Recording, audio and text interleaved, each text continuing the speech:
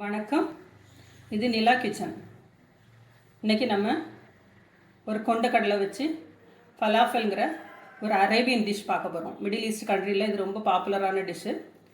இது எப்படி பண்ணலாங்கிறத நம்ம இப்போ பார்ப்போம். செய்கிறது ரொம்ப ஈஸி தான். நமக்கு குக்கிங் டைம் வந்து ரொம்ப கம்மி. ஆனால் ஊற வைக்கிறதுக்கு கொண்டக்கடலை மட்டும் நீங்கள் ஓவர் நைட்டு ஊற வச்சிங்கன்னா மார்னிங் செய்கிறதுக்கு ஈஸியாக இருக்கும்.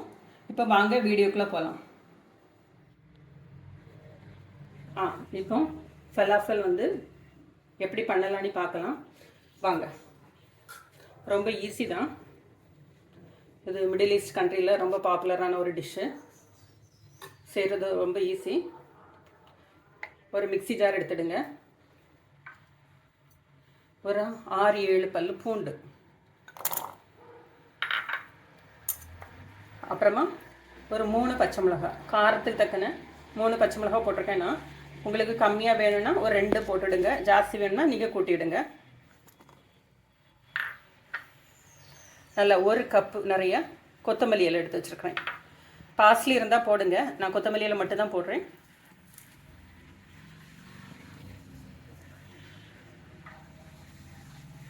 இதை இப்போ ஒரு கிரைண்ட் பண்ணிக்கலாம்.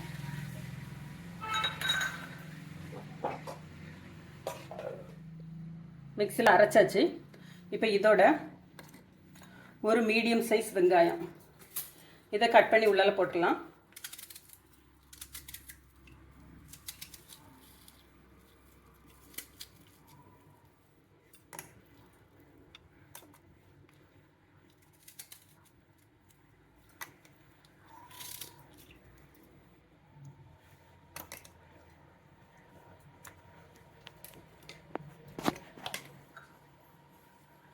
அதோட 1 ஸ்பூன் ஜீரக பொடி,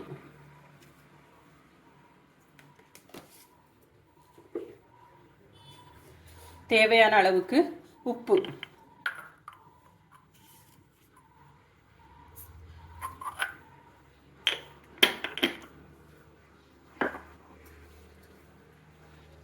நம்ம கொண்டக்கடலையை நைட்டே ஊற வச்சு வாஷ் பண்ணி வச்சுருக்கிறேன். நல்லா தண்ணியெல்லாம் நல்லா வடியை வச்சு இப்படி ட்ரையாக எடுத்துடுங்க. தண்ணி இருக்காமல் பார்த்துடுங்க. ஏன்னா ஆனியன்லேயே நமக்கு அரைக்கச்சில் தண்ணி வரும். அதனால நல்ல ட்ரையாக பார்த்துடுங்க. இதை இந்த மிக்ஸி ஜாரில் சேர்த்துடலாம். உப்பு போட்டாச்சு, ஜீரக பொடி போட்டாச்சு, காரத்துக்கு பச்சை மிளகாய் போட்டிருக்கேன், வெங்காயம் போட்டிருக்கேன், பூண்டு போட்டிருக்கேன், கொத்தமல்லியில் போட்டிருக்கேன். இது எல்லாமே ஒன்றா பிளெண்ட் பண்ணி எடுத்துகிட்டு வரேன். போகலாம். நம்ம அந்த கொண்டக்கடலையை நல்லா அரைச்சாச்சு. வெங்காயம் வந்து ஒரு பாதி வெங்காயம் போடுங்க. ஜாஸ்தி போட்டீங்கன்னா கொஞ்சம் தண்ணி அதிகப்பட்டு போகும். சப்போஸ் தண்ணி அதிகமாகிடுச்சு அப்படின்னா 2 ஸ்லைஸ் ப்ரெட்டை வந்து பொடி பண்ணி அதோடு சேர்த்துடுங்க. தேவையான அளவுக்கு கொஞ்சம் மட்டும் பேக்கிங் பவுடர் சேர்த்தாச்சு.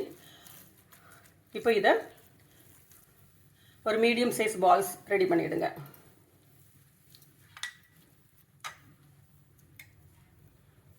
இந்த அளவுக்கு நான் ரவுண்டாக போடலாம்.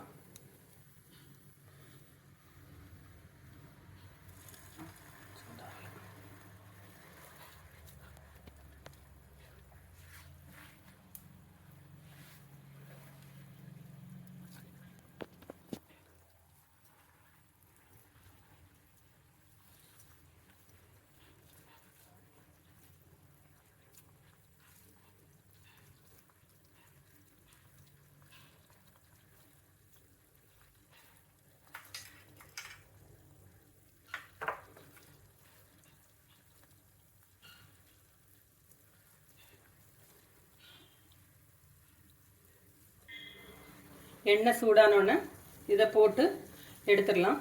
பார்த்திங்களா, அந்த கோரியண்டர் வந்து கொஞ்சம் நிறையவே சேர்க்கணும். அந்த கலர் வந்து கொஞ்சம் க்ரீனாக தான் இருக்கும்.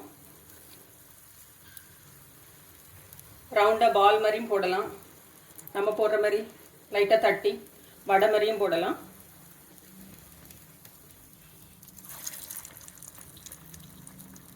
இதை போட்டு நல்லா கோல்டன் கலர் மீடியம் ஃப்ளேம்லேயே வச்சு குக் பண்ணுங்கள்.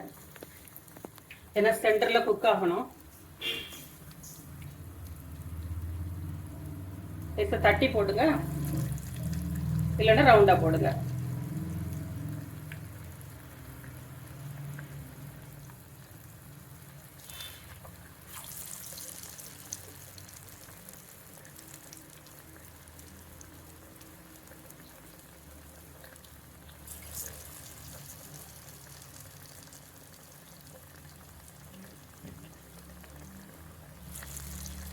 பிரேக்ஃபாஸ்ட்டோட சாப்பிட்றதுக்கும் நல்லாயிருக்கும், ஈவினிங் டீயோட சாப்பிட்றதுக்கும் நல்லாயிருக்கும்.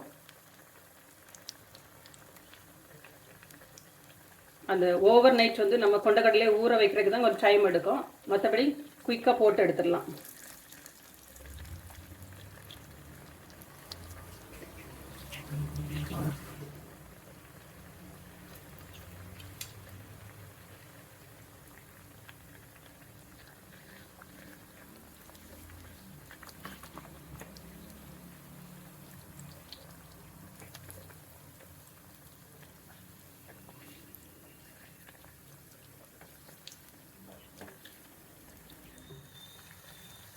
நல்ல கோல்டன் கலர் வந்துட்டு, கலர் வந்து இவ்வளோ கொஞ்சம் டார்க்காக தான் வரும், ஏன்னா நம்ம க்ரீன் கலரில் கோரியண்டரில் நிறைய சேர்த்துருக்கோம். இப்போ இதை எடுத்துடலாம். இப்போ நம்மளோட ஃபலாஃபல் ரெடி ஆயிட்டு பாருங்கள். கலர் வந்து நல்லா ப்ரௌனாக வரணும், ஏன்னா கோரியண்டர் வந்து க்ரீன் கலருங்கிறனால அதை ஃப்ரை பண்ணி எடுக்கச்சில இவ்வளோ டார்க்காக வந்தால் தான் அது உள்ளே குக் ஆகும். இதேமாரி நீங்களும் செய்து பாருங்கள். செய்து பார்த்துட்டு எப்படி இருக்குன்னு கமெண்ட் பாக்ஸில் கமெண்ட் பண்ணுங்கள். கொஞ்சம் சேனலை கொஞ்சம் சப்ஸ்கிரைப் பண்ணுங்கள். தேங்க்யூ.